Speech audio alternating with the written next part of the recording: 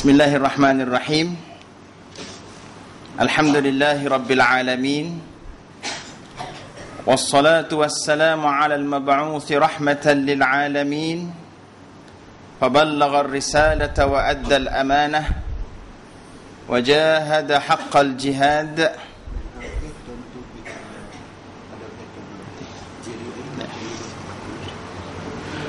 ونحن على ذلك إن شاء الله من الشاهدين وبعد اللهم افتح بيننا وبين قومنا بالحق وأنت خير الفاتحين سبحانك لا علم لنا إلا ما علمتنا إنك أنت العليم الحكيم ولا حول ولا قوة إلا بالله العلي العظيم. قال الله تعالى في محكم تنزيله بعد أعوذ بالله من الشيطان الرجيم بسم الله الرحمن الرحيم سبحان الذي أسرى بعبده ليلا من المسجد الحرام إلى المسجد الأقصى الذي باركنا حوله لنريه من آياتنا إنه هو السميع البصير صدق الله العظيم. Yang bermaksud Maha suci Allah yang telah memperjalankan hamba-Nya di waktu malam dari Masjidil Haram ke Masjidil Aqsa yang kami berkati sekelilingnya untuk kami perlihatkan tanda-tanda kebesaran kami. Sesungguhnya Dialah, yakni Allah, yang Maha mendengar lagi Maha melihat. Suratul Isra ayat yang pertama. Muslimin muslimat yang dirahmati Allah sekalian, pertamanya kita panjatkan setinggi syukur kehadrat Allah Subhanahu wa taala kerana pada malam yang berbahagia ini, malam Jumaat Sayyidul Ayyam, kita dipertemukan lagi untuk kesekian kalinya untuk bagi meneruskan lagi perbincangan ataupun pengajian 2 mingguan kita. Dan pada malam ini fokus perbincangan kita ialah kepada peristiwa Isra' Mi'raj dan juga solat. Kita tinggal dulu kitab Mau'izatul Mu'minin sebab mengambil sempena bulan Rejab. Saya rasa ada baiknya kita melihat beberapa iktibar dan pengajaran untuk sama-sama kita jadikan panduan hidup kita. Gambar di hadapan ni bukan gambar sebenar Isra' Mi'raj, itu sekadar hiasan, ya, gambar waktu malam. Dan di sini saya bawa gambaran umum peristiwa Isra' Mi'raj daripada awal sehinggalah ke akhirnya, ya. Kalau kita lihat dalam gambar tersebut, apa nak clear, ya? Cuba sharpkan. Ya, okey. Dalam gambar tu berpandukan pada ayat tadi, subhanallazi asra bi'abdihi lailan. Maha suci Allah yang telah memperjalankan hamba-Nya Nabi Muhammad sallallahu alaihi wasallam di waktu malam. Minal masjidil harami ilal masjidil aqsa, daripada Masjidil Haram ke Masjidil Aqsa, ya. Jadi dalam slide tu di bahagian bawah tu kita sebut, kita letakkan Masjidil Haram ke Masjidil Aqsa alladzi barakna haulah, yang kami berkati sekelilingnya, sekeliling Masjidil Aqsa, linuriyahu min ayatina, untuk kami pertontonkan kepadanya tanda-tanda kebesaran kami. Innahu huwas sami'ul basir, sesungguhnya ia, yakni Allah, Maha mendengar lagi Maha melihat, ya. Jadi secara umumnya Isra' Mi'raj merupakan satu peristiwa yang mempunyai kaitan secara langsung dengan kehidupan kita selaku umat Muhammad sallallahu alaihi wasallam, ya. Kalau kita lihat Isra' Mi'raj itu sendiri, matlamat akhirnya, ya, matlamat akhirnya ialah bertemu dengan Allah Subhanahu wa taala. Dan kita juga selaku umat Muhammad, matlamat akhir kita selaku manusia tak lain tak bukan ialah Allah Subhanahu wa ta'ala.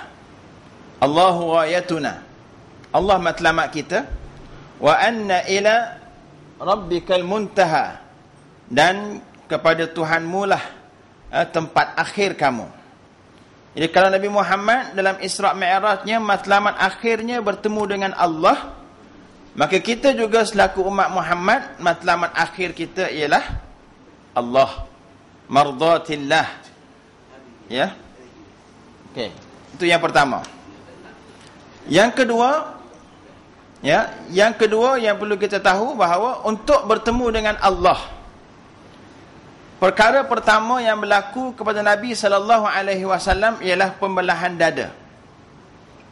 Sebelum berlakunya Isra' Mi'raj, Nabi dibawa oleh malaikat Jibril ke Kaabah dan berlaku peristiwa pembelahan dada. Dikeluarkan hati Nabi, kemudian dicuci dengan air Zam-Zam, seterusnya dimasukkan iman dan juga hikmah, ditutup kembali seperti sedia kala.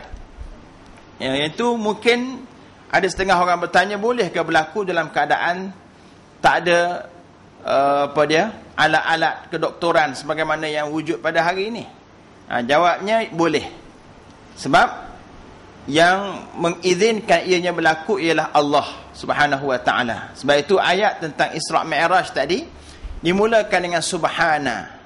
Subhana bermaksud Maha Suci Allah. Ya, Maha Suci Allah daripada menyerupai makhluk, baik pada zat maupun pada sifat maupun pada af'alnya. Ya, dan Isra' Mi'raj ini satu daripada tindakan Allah ataupun fi'lun min af'alillah. Ya, Allah menghendaki berlaku demikian, maka kita perlu faham, kita perlu yakin ia boleh berlaku walaupun terkeluar daripada kemampuan akal manusia untuk berfikir. Sebab fi'lullah kharij an nitaqi qadarati uqulil bashar. Perbuatan Allah terkeluar daripada kemampuan akal manusia. Allah boleh buat sesuatu yang pelik, yang tak masuk akal, sebab dia Tuhan. Dia tak terikat dengan peraturan dan undang-undang dunia. Allah boleh buat api yang membakar menjadi sejuk kepada Nabi Ibrahim alaihissalam. Kalau ikutkan tak masuk akal, tapi boleh buat begitu. Sebab dia Tuhan, Allah. Perbuatannya tak terikat dengan undang-undang makhluk. Sebab dia yang mencipta makhluk dan dia mencipta undang-undang tersebut. Demikian juga Allah boleh buat air yang mengalir boleh terbelah. Setelah diketuk oleh Nabi Musa, Laut Merah terbelah dua. Logik akal, air tak akan terbelah diketuk macam mana pun. Pepatah Melayu kata apa? Air dicincang tidak akan putus. Kan? Nak gambarkan hubungan adik-beradik. Tapi Allah boleh buat dia putus. Kepada siapa? Nabi Musa alaihissalam. Pelik tak? Pelik. Tapi bila kita kaitkan dengan Subhana tadi, Maha Suci Allah, maka perbuatan Allah tak terikat dengan undang-undang makhluk. Ya. Banyaklah contoh lain kalau kita lihat. Sebagai contoh, nak lahir anak mesti ada mak ayah. Itu undang-undang dunia. Tapi Allah boleh buat lahir anak tanpa mak dan lahir anak tanpa ayah.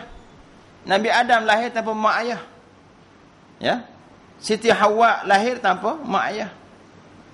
Nabi Isa lahir tanpa ayah. Allah boleh buat. Innama amruhu idza arada syai'an an yaqula lahu kun fayakun.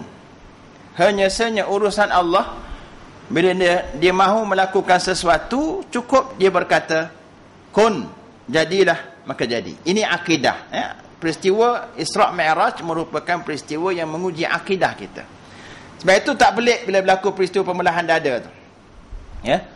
Dan simbolik daripada peristiwa itu, mengikut ulama-ulama yang mengarang tentang Isra' Mi'raj, antaranya Syekh Sya'rawi, Syekh Dr. Abdul Halim Mahmud, bekas rektor Universiti Al-Azhar, dia menyatakan bahawa simboliknya ialah tazkiyatun nafsi. Belah dada tu bagi kita bukan kita belah dada macam Nabi. Kita selaku umat Nabi, kita perlu faham Belah dada tu maksudnya kita kena cuci hati. Cuci hati itu melalui apa? Melalui taubah.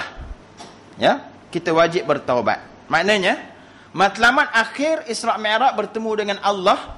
Perkara pertama yang berlaku pada Nabi ialah pembelahan dada. Kita selaku umat Nabi kaitannya apa? Kita kena faham matlamat akhir kita ialah Allah, ya, mardatillah. Dan cara untuk menuju Allah yang pertama yang perlu kita lakukan ialah tazkiyatun nafsi, pembersihan hati, iaitu kita kena bertaubat kepada Allah, buang segala sifat mazmumah dan hias hati kita dengan sifat-sifat mahmudah. Itu pengajaran, tapi itu kaitan dengan kehidupan kita. Kemudian kita lihat pula dalam perjalanan Isra' Nabi daripada Makkah ke Masjidil Aqsa. Saya ringkaskan, antara perkara pertama yang Nabi dipertontonkan ialah qaumun yazra'una wa yahsudun fi anin wahid. Satu kaum yang bercucuk tanam dan menuai tanaman dalam masa yang sama. Itu di antara yang paling awal Nabi dipertontonkan. Nabi bertanya pada Jibril, tanda apakah itu? Jibril menjawab, itulah gambaran umatmu yang berjuang dan berjihad di jalan Allah Subhanahu wa taala. Ganjaran itulah yang mereka akan terima, ya. Maknanya qaumun yazra'un wa yahsudun. Satu kaum bercucuk tanam terus dituai tanamannya. Ya. Dah tuai tumbuh balik sepuas kala, maknanya ambil pula tanpa henti-henti ganjarannya. Itulah orang yang berjihad. Maka kesimpulan yang boleh kita ambil di sini ataupun pengajaran yang boleh kita ambil di sini ialah untuk menuju Allah, selepas kita membersihkan hati dengan taubat, kita wajib berjihad di jalan Allah Subhanahu wa taala. Wajib berjihad. Dan jihad kita telah faham, mempunyai takrif yang begitu luas, bukan sekadar jihad mengangkat senjata semata-mata, bahkan apa saja tindakan yang kita buat untuk kemenangan Islam, kebaikan Islam dikira sebagai jihad. Dan dalam kita berjihad, kita akan berdepan dengan pelbagai halangan, cabaran dan ujian. Itulah yang Nabi lihat sepanjang perjalanan Isra'-nya. Ya, Nabi dipertontonkan dengan golongan yang memecahkan kepala. Ya. Kemudian kembali seperti asal, dipecahkan kepalanya lagi berulang-ulang kali tanpa henti. Nabi tanya Jibril, itu gambaran apa? Jibril jawab, gambaran umatmu yang berat kepalanya untuk bangkit mendirikan salat. Itu satu halangan sebenarnya. Ya, kadang-kadang kita yang berjuang untuk menegakkan agama Allah ini pun nak bangkit subuh payah. Nak pergi sembahyang berjemaah pun payah. Itu halangan sebenarnya. Kita kena pastikan kita betul-betul, ya, menjaga solat. Nabi bertemu dengan wanita yang tua, ya, berkedut, tua bangka, bongkok, tapi dengan di tubuhnya penuh dengan perhiasan cantik. Itu menggambarkan dunia sekarang ini yang telah tua umurnya tapi penuh dengan perhiasan yang sementara.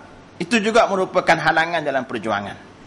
Nabi bertemu dengan golongan yang memotong lidahnya dengan gunting besi. Ya. Itu gambaran golongan yang suka menyebarkan fitnah. Ya. Nabi jumpa dengan golongan yang mengangkat bebanan berat tak mampu diangkat, tak gerak dah. Tapi dia perintahkan, dia minta letak lagi beban berat atas bahu dia. Itu gambaran mereka yang gila jawatan, gila pangkat, gila kedudukan. Nabi bertemu dengan golongan yang berenang dalam lautan darah. Itu golongan yang, ya, memakan riba. Ya, Nabi dipertontonkan golongan yang memakan daging mentah lagi busuk. Itu gambaran umatnya yang berzina. Mereka yang berzina. Ya. Dan macam-macam lagi Nabi temui. Nak cerita mana ni tak habis. Saya nak ayatnya, saya nak jelaskan di sini bahawa semua yang Nabi temui itu adalah merupakan gambaran cabaran dalam kehidupan dakwah kita. Kita nak berjihad menuju Allah bukan mudah. Ya, huffatil jannatu bil makarih wa huffatin naru bis syahawat. dibentangi jalan untuk ke syurga dengan perkara yang kita benci, kesusahan, ujian, halangan, dan dibentangi jalan menuju ke neraka itu dengan perkara yang kita suka, bisyahawat. Ya, maknanya kita perlu faham melalui peristiwa Isra' Mi'raj ini ialah dalam kita nak menuju Allah, kita perlu bersihkan hati, bertaubat, dan kita perlu berjihad. Dan semasa kita berjihad, kita akan hadapi halangan dan cabaran dalam jihad kita. Ya. Kemudian Isra' Mi'raj juga menunjukkan pada kita satu penyelesaian ataupun satu ilaj, ubat penawar bagaimana kita nak menghadapi cabaran-cabaran tersebut.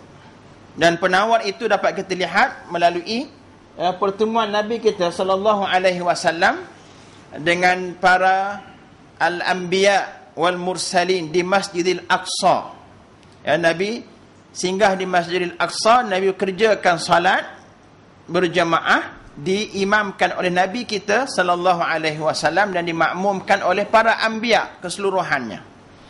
Ini satu lagi benda pelik dalam Isra' Mi'raj. Macam mana nabi-nabi yang telah pun wafat sekian lama, malam tu boleh semaya duduk belakang Nabi. Tak ke pelik? Nah, pelik, tapi bila kita sebut subhana di awal tadi, tak pelik. Sebab ya, ia merupakan kehendak Allah. Allah nak berlaku lagu tu boleh berlaku, tak pelik. Ya, sebab maha suci Allah daripada menyerupai makhluk, baik pada zat maupun pada sifat maupun pada af'alnya. Kemudian Nabi naik langit pertama, langit kedua, sampai langit ketujuh. Nabi bertemu dengan sahabat-sahabat seperjuangannya di kalangan para anbiya. Ya, langit pertama bertemu dengan Nabi Adam, kedua bertemu dengan Nabi Yahya dan Isa, ketiga bertemu dengan Nabi Yusuf, keempat bertemu dengan Nabi Idris, kelima bertemu dengan Nabi Harun, keenam bertemu dengan Nabi Musa, ketujuh bertemu dengan Nabi Ibrahim.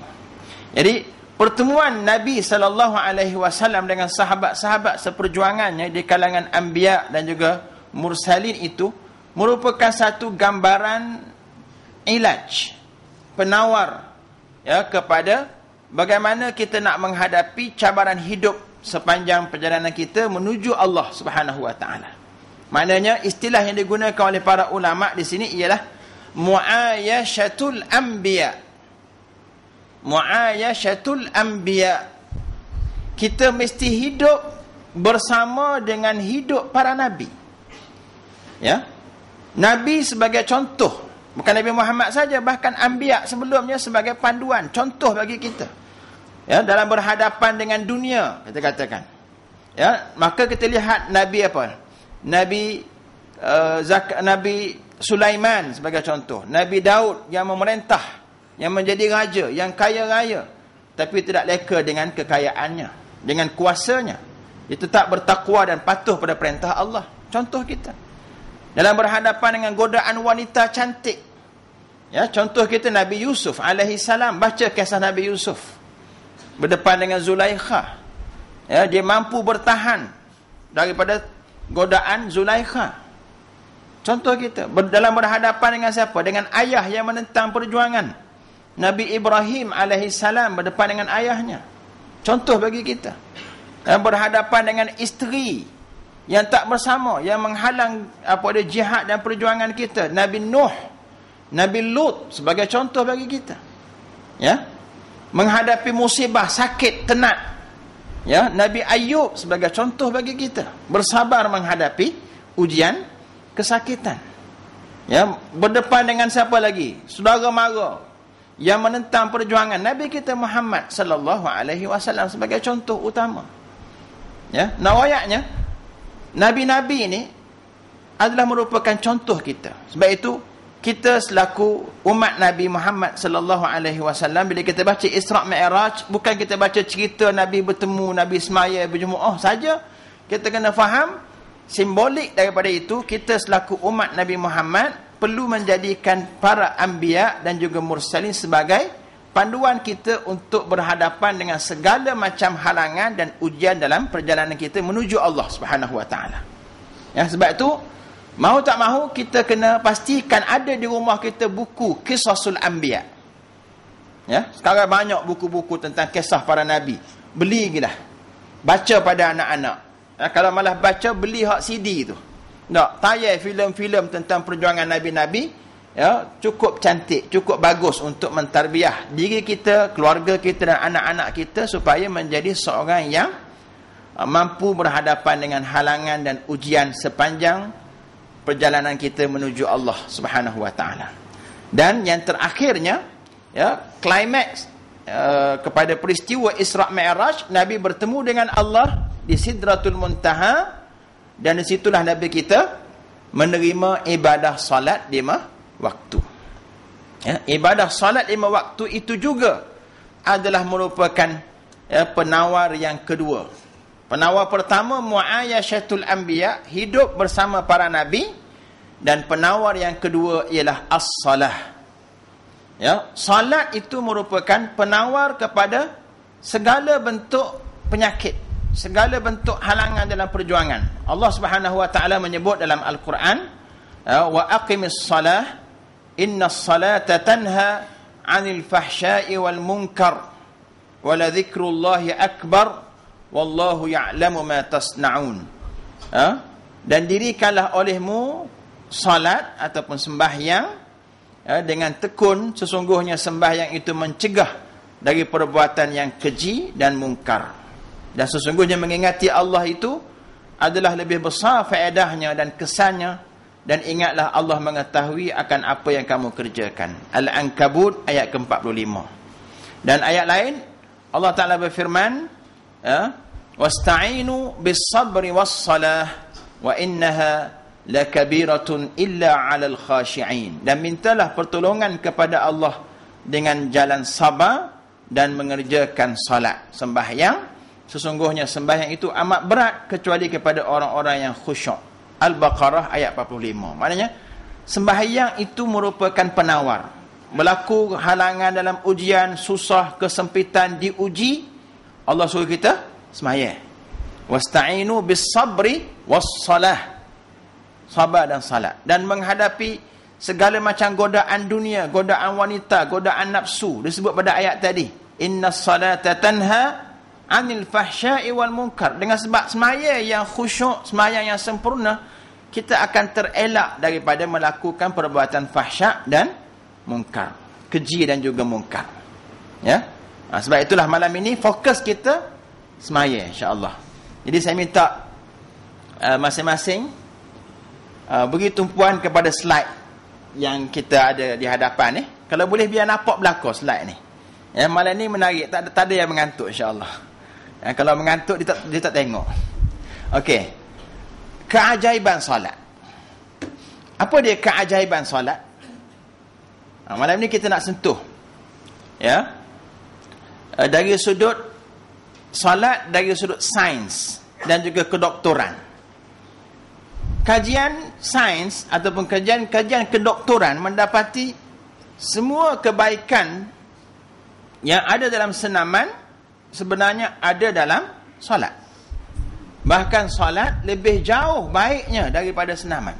Ini kajian, ya, 3 orang pensyarah daripada Universiti Melaya, ya, yang saya akan sebutkan nama seorang-seorang asal lagi, telah menulis satu buku hasil kajian mereka tentang solat. Ya, buku tu saya ada. Kalau tuan-tuan ada kesempatan untuk belilah buku tu. Bagus, ya. Okey, yang pertama kebaikan solat ni ialah ni Profesor Dr. Wan Abu Bakar UM, dia mengkaji pergerakan otot semasa dalam solat, dan dia mendapati pergerakan otot dan sendi dalam badan semasa solat menyerupai pergerakan dalam senaman, dan beliau menyimpulkan solat adalah senaman semula jadi yang boleh melancarkan peredaran darah. Itu kajian dia. Yang kedua, solat meningkatkan pengaliran oksigen ke otak. Ya, semasa sujud, jantung kedudukannya lebih tinggi daripada kepala. Tengok gambar tu. Sekaligus memudahkan pengaliran darah ke otak. Kajian mendapati kedudukan seseorang masa sujud, ya, darah dan oksigen paling banyak dihantar ke otak. Yang darah dan juga oksigen yang bawa. Darah tu dia bawa oksigen lah. Ya, bila kita sujud, turun ke bahagian kepala, dan itulah waktu paling banyak oksigen dihantar ke otak, dan setiap hari kita sujud sekurang-kurang 34 kali. 17 rakaat sembahyang. Setiap kali rakaat ada 2 kali sujud, mana 17 kali 2 ada 34 kali sujud. Kalau kita sembahyang fardu saja, tak campur lagi sembahyang sunat. Kalau sembahyang sunat lagi, kau banyak kita sujud. Oleh itu solat sangat baik untuk kesihatan otak dan dapat mencegah nyanyuk. Ya. Okey, yang ketiga, solat meningkatkan kemampuan otak. Kau cerdik otak. Dr. Win Wenger dalam bukunya How to Increase Your Intelligence, bagaimana kita nak meningkatkan kepintaran kita, ya, kemampuan otak kita, dia menyatakan aktiviti yang membalikkan badan dari atas ke bawah meningkatkan kadar oksigen ke otak sekaligus meningkatkan kemampuan otak. Jadi dia simpulkan aktiviti membalikkan badan dari atas ke bawah menyamai sebenarnya pergerakan dalam solat. Tengok gambar budak duk guling tu kan, ya. Jadi semaya pun lagu tu lah, kita tunduk, lepas naik pula, tunduk pula dah. Itu meningkatkan kemampuan otak, ya. Kemudian berkaitan pula dengan degupan jantung, ya. Otak dan degupan jantung. Sebelum saya teruskan, saya lupa tadi ada pengumuman kereta JDN 8601. Siapa yang tak kalih lagi tu kena kalih. Bukan orang ni lah, punya kereta ni kena kalih kereta dia sebab menghalang perjalanan. Lama dah ditunggu, minta maaf. Okey. Apa kaitan kadar denyutan jantung dengan jangka hayat? Ya, kait dengan semaya ni. Kajian mendapati lebih perlahan kadar denyutan jantung, lebih panjang jangka hayat sesuatu kehidupan. Ya. Orang yang degupan jantung dia perlahan, lagi panjang umur. Ya, orang ke binatang kan tak kira lah. Bila degupan jantung dia perlahan, dikira sihat dan panjang umur. Ya, sebagai contoh, kura-kura, ya, dia denyutan jantungnya seminit 6 kali. Seminit 6 kali denyut ya. Berdegup sekali, lepas lama lepas berdegup pula. Kura-kura. Disebabkan lambat degupan jantung dia itu, maka umurnya, jangka hayatnya 177 tahun. Kura-kura, panjang umur. Orang lelaki biasa seperti kita ni, degupan jantung kita 76 denyut seminit. Maka umur kita manusia ni average-nya ialah 70 tahun.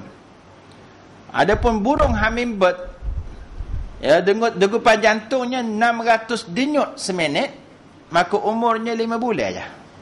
Tak panjang. Ya. Dia apa kaitan dengan kita?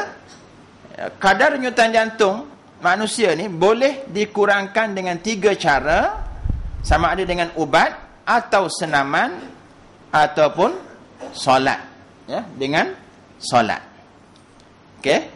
Jadi kadar degupan jantung orang dewasa yang sihat ialah 60 hingga 80 denyut seminit. Seperti kita lah. Adapun bagi mereka yang kerap bersenam, kadar degupan jantung mereka lebih perlahan. Ni atlet. 40 hingga 60 denyut seminit. Atau orang sihat lah tu.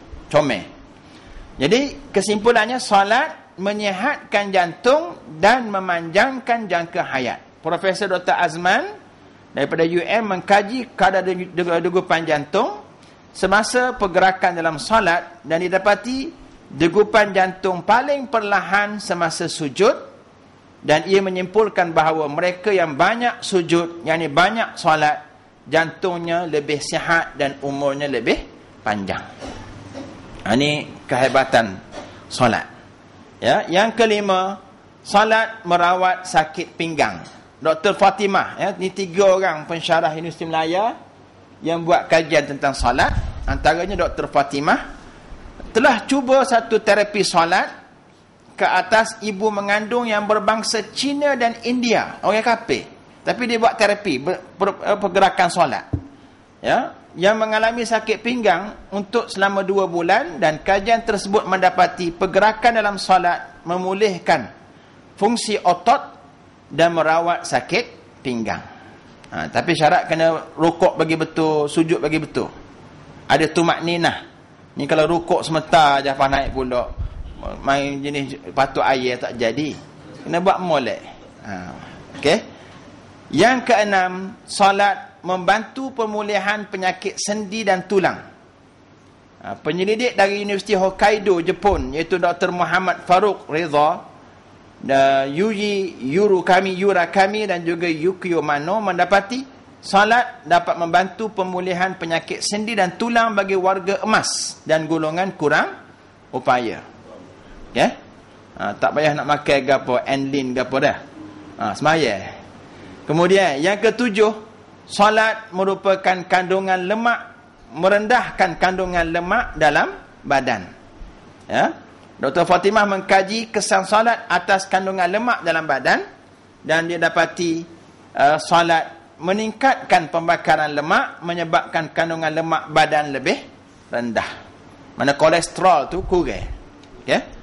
Kemudian orang yang tak jaga sembahyang hidup di dunia sentiasa keluh kesah, sentiasa ada masalah, selalu stres, duit tak cukup, rumah tangga bermasalah dan lain-lain. Kebiasaan orang tak sembahyang lagu ni.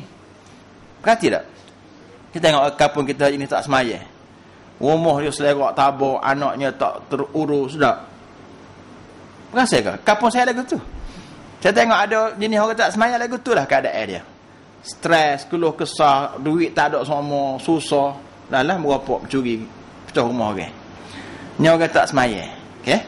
Jadi solat dia memberi ketenangan berdasarkan firman Allah tu, innal insana khuliqa halu'a idza massahu syarru jazu'a wa idza massahu alkhairu manu'a illa almusallina alladhina hum ala salatihim daimun. Ya, maksudnya sesungguhnya manusia dijadikan bersifat keluh kesah. Bila ia ditimpa kesusahan, ia berkeluh kesah, dan bila dia beroleh kesenangan harta, ia kedekut, kecuali orang-orang yang bersembahyang, yang mereka itu berkekalan melakukan sembahyang. Al-Ma'arij ayat 19 hingga 23. Kemudian sains membuktikan salat memberi ketenangan dan otak lebih fokus. Dr. Eng Siu Chiok, orang Cina, tapi dia kaji tentang semaya. Ya. Dia mengkaji perubahan gelombang isyarat otak semasa pergerakan dalam salat yang dilakukan secara tumakninah. Ya, secara tenang, tumakninah molek, dan gelombang isyarat otak diukur menggunakan alat EEG. Ya, tu alat je lah. Gambar tu. Jadi tak nak turun gambar kita, tak apa. Jadi dapatan dia, solat memberi ketenangan dan otak lebih fokus.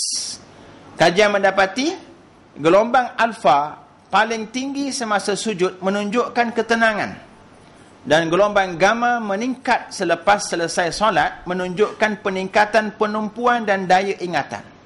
Kesimpulan, solat memberi ketenangan dan menjadikan individu lebih bersedia dan lebih fokus dalam bekerja. Ini fizik lah. Gamma alfa ni kajian fizik, maknanya alfa ni menggambarkan ketenangan.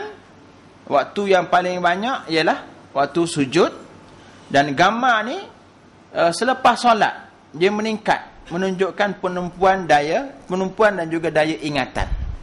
Jadi tumakninah sangat penting dan mempengaruhi kualiti solat. Dan menurut Dr. Eng Siu Chiok, orang Cina, dia kata mereka yang solat tidak secara tumakninah tidak mendapat apa-apa kebaikan daripada solatnya. Kena ada tumakninah. Ni orang Cina. Okey. Kemudian yang ke-9, solat mencegah dan mengurangkan berbagai jenis penyakit, masalah penyakit. Profesor Dr. Andri, pakar perubatan dari Paris, dia kata apa? Solat yang dilakukan setiap hari mengurangkan masalah kegemukan, penyakit sendi, diabetes, batu karang, sembelit dan sebagainya. Banyak tu. Semua penyakit kita belaka tu. Gemuk bucik perut tak? Sendi, diabetes, kecil manis, batu karang, sembelit dan sebagainya. Dan menurut Dr. Thomas, solat dapat membantu mengubat penyakit sukar tidur, insomnia. Insomnia boleh diubati dengan solat. Okey, kemudian kelebihan solat berjemaah pula ni. Selepas selesai ataupun penat bekerja, tubuh letih kerana apa? Cas positif dan negatif dalam badan tidak seimbang. Kajian membuktikan solat berjamaah menjadikan badan lebih bertenaga, di mana kajian mendapati persentuhan bahu dan kaki antara satu sama lain semasa solat berjemaah dapat menstabilkan cas positif dan negatif dalam badan, menjadikan badan lebih segar dan lebih bertenaga. Ya, jadi nak dapat kelebihan ini, kena pastikan saf kita tu biar bertemu kaki, bahu bertemu bahu. Seperti dalam gambar tu, kena rapat betul. Ya, jangan ada sengkang walaupun senci, biar kena kaki kawan sebelah. Baru boleh kelebihan tu. Ini kajian sains. Ya, Nabi sebut suruh rapat tu betul dah. Selain daripada nak rapat ukhuwah, nak pastikan cas positif negatif tu distabilkan balik. Dan lepas semaya jadi molek semula, semangat balik buat kerja. Itu dia punya kelebihan dia. Muslimat ada ke sini? Ada. Muslimat tu pastikan muslimat. Saya tahu muslimat ni dia mari balas saf, mari masjid bawa sejadah. Dia gulung dia punya kain kana tu kan. Siapa masjid dia apa sejadah dia? Sejadah dia seorang dia lah. Hak sebelah sejadah lain pula. Kadang-kadang dia tak bagi orang setus sejadah dia. Tak, sensitif benar. Ni hak aku ni. Alamatnya tak rapatlah saf. Kalau seorang sejadah bagi muslimat tak rapat, saf tu tak akan rapat. Jadi cara nak selesai masalah, dua sejadah untuk 3 orang. Baru rapat. Jadi tak perlulah kita ego, tak perlulah kita agah dengan sejadah kita hak comel tu. Kongsi dengan sayang-sayang kita, 2 sejadah untuk 3 orang. Ataupun susung melintang, susung manja, bukan menegak, melintang gitu dah. Jadi boleh kongsi ramai-ramai, boleh pahala, rapat sah, dan juga boleh kelebihan ni stabil balik cah negatif positif dalam tubuh kita. Okey, kemudian keutamaan solat malam, banyaklah ayat Quran menyebut tentang kelebihan solat malam. Saya tak nak baca semua sebab masa tak mengizinkan. Kajian membuktikan solat malam dapat memanjangkan umur. Cuma saya nak peringat molek lah. Ya, semua fakta-fakta saya sebut ni bukan nak suruh kita semaya kerana ni. Kena betul niat dah. Aku nak semaya ni kerana nak dapat kesihatan, nak dapat ni macam-macam. Tak comel. Memang tak betul lah. Semaya kita lillahi ta'ala. Kena niat molek. Lillahi ta'ala. Tapi dalam masa yang sama, kita akan dapat kelebihan ini. Jangan pula niat semaya kerana nak cegah diabetes, nak elok nyanyuk, nak cerdik. Itu tak betul niat. Niat kita kerana Allah Subhanahu Wa Taala. Jadi kajian membuktikan solat malam qiyamul lail memanjangkan umur. Orang yang melakukan solat malam lazimnya kurang tidur. Maknanya nejar je dia tidur. Kajian sains mendapati mereka yang tidur 6 hingga 5 jam sehari maknanya hidupnya lebih lama daripada mereka yang tidur 8 jam sehari. Umurnya kau panjang orang tidur sikit ni. Ya. Dan juga solat malam meningkatkan pertahanan badan, immunity, dan mencegah penyakit kanser, stres dan juga stroke. Itu kajian dia. Profesor Dr. Muhammad Saleh dari Universiti Surabaya, dia buat kajian atas 70 orang yang sembahyang tahajud setiap malam selama 3 bulan. Dan berdasarkan ujian darah, beliau mendapati solat tahajud dapat meningkatkan sistem imun ketahanan badan untuk melawan penyakit, terutamanya penyakit kanser. Dan yang seterusnya menurunkan hormon stres sekaligus dapat mencegah stres dan juga penyakit stroke, angin ahmar. Ya.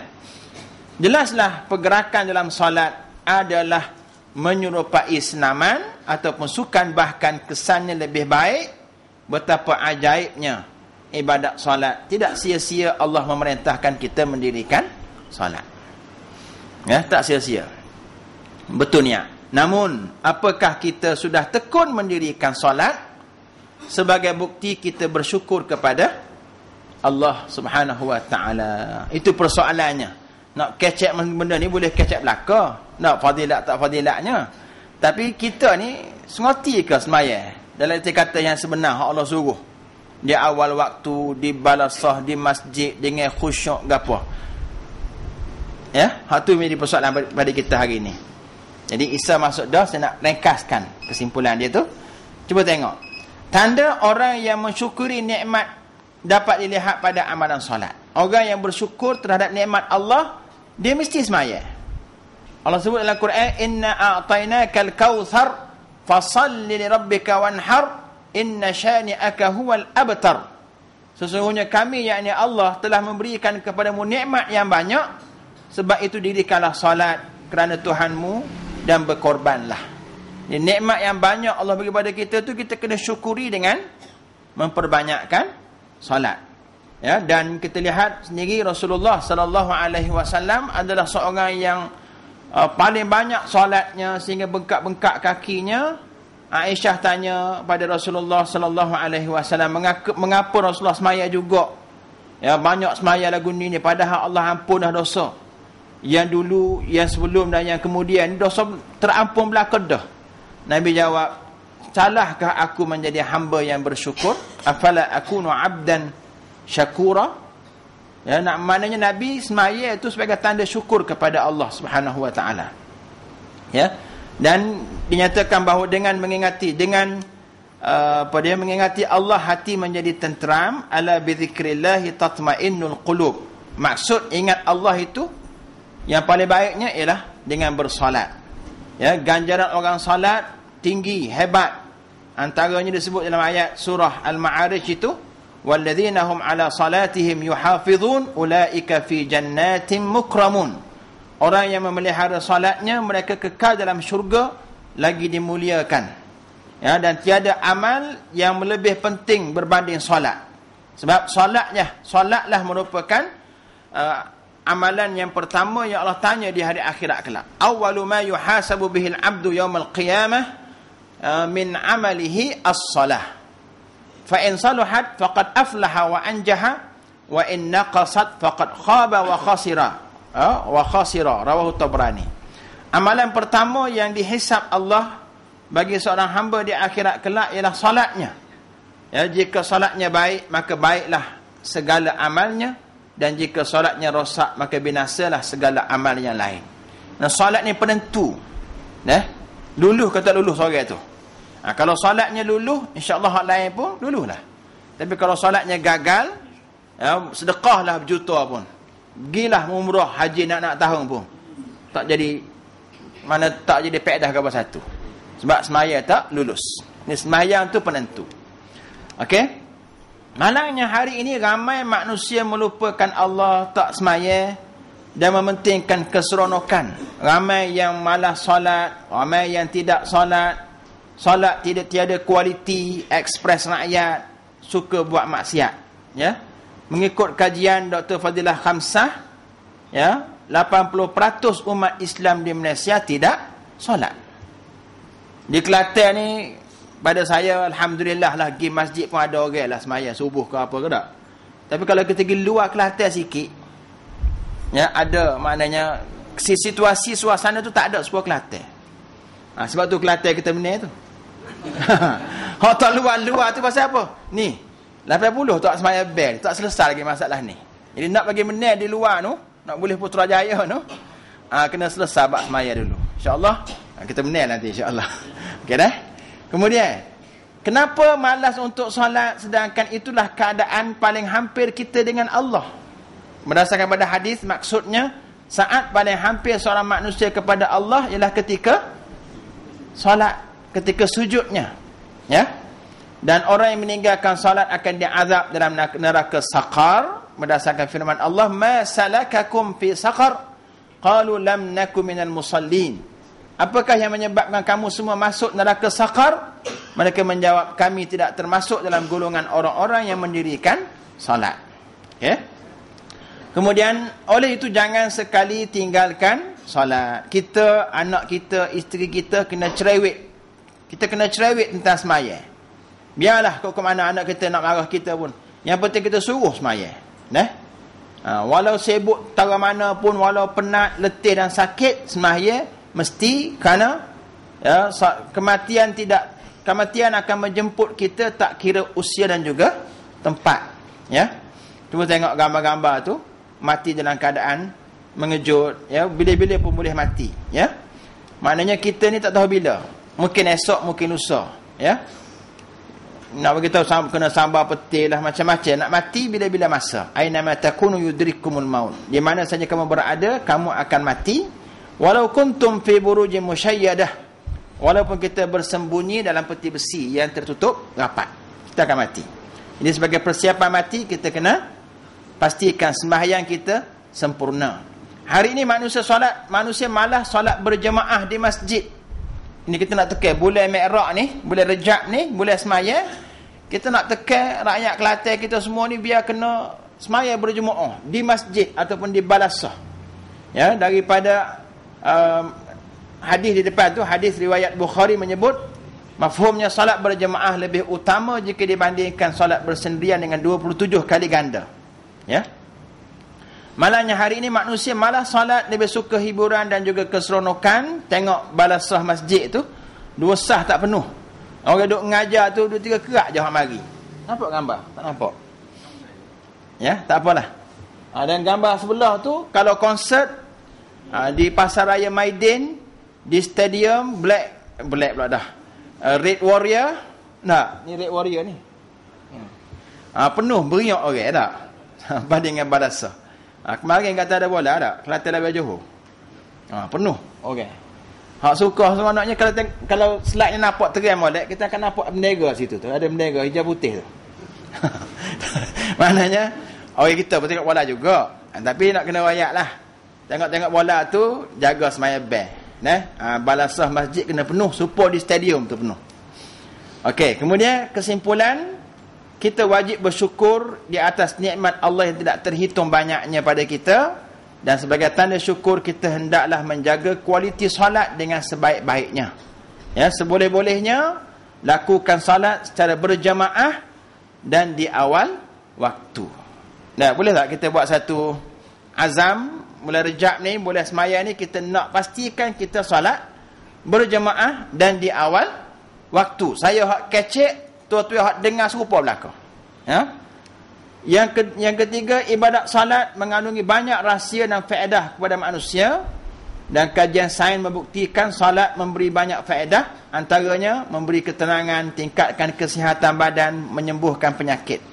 Salat adalah ibadat paling penting dan berulang kali dipesan Rasulullah sallallahu alaihi wasallam sehingga di saat akhir kehidupan baginda. Oleh itu, jika kita benar-benar kasih pada Nabi dan ingin berjumpa dengannya di syurga, jagalah solat. Tidak ada guna penyakit, pangkat besar, banyak harta jika tidak mendirikan solat, kerana di akhirat akan diazab dalam neraka. Marilah kita mendadah tangan, memohon ampun kepada Allah dan menginsafi di atas kelalaian kita dalam melakukan solat dan dosa yang telah kita lakukan, dan akhirnya jangan tinggal solat. Sekian, terima kasih.